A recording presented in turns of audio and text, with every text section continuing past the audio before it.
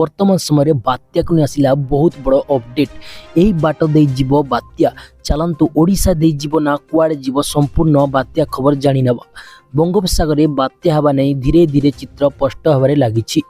पूर्वर विश्वस्तरीय विभिन्न मॉडल बात्या हवा नहीं पूर्वानुमान करथिबा बेले एबे भारतीय पाणीपाग विभाग मध्य संक्रांत रे सूचना देछि। तेबे ओडिशा उपरे बात्यार प्रभाव नहीं आकलन चलिथिबा बेले एथि जोगु राज्य रे प्रबल वर्षा और पवन हेबा बोली पाणीपाग विभाग पक्षर सूचना देछि। परवर्ती 48 घंटा मध्य घनीभूत होई पश्चिम और उत्तर पश्चिम दिगरे गति करिवो। तेबे केउ बाट दे जीव केउठी प्रभाव देखाइबो तार आकलन करिनाही पाणीपाग विभाग।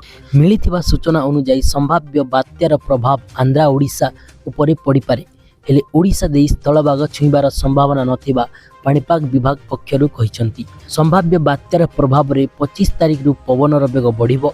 25 संध्यारु पवनर घंटा प्रति वेग 50 किंबा 60 किलोमीटर रही पारे। 26 सकाळ 60 रु 70 किलोमीटर रही सर्वाधिक 80 किमी हेबो। 27 सकाळु सर्वाधिक 100 किंबा रही पारे, जहाँकि पाणीपाग विभाग पक्षर सूचना देछि। सेपटे बात्या को नहीं राजस्व और विपर्य परिचालन मंत्री कहिसंती बात्यार प्रभाव रे जेते भी हेउ आमे ठारू प्रस्तुत अच्छु। आमे मंथा बेल को प्रस्तुत थिनु, किंतु बात्या आसिलाणी आमे प्रस्तुत देखी बात्या मध्य डरी जाउछि बोली कहिसंती। Bureau report sunrise news Odisha.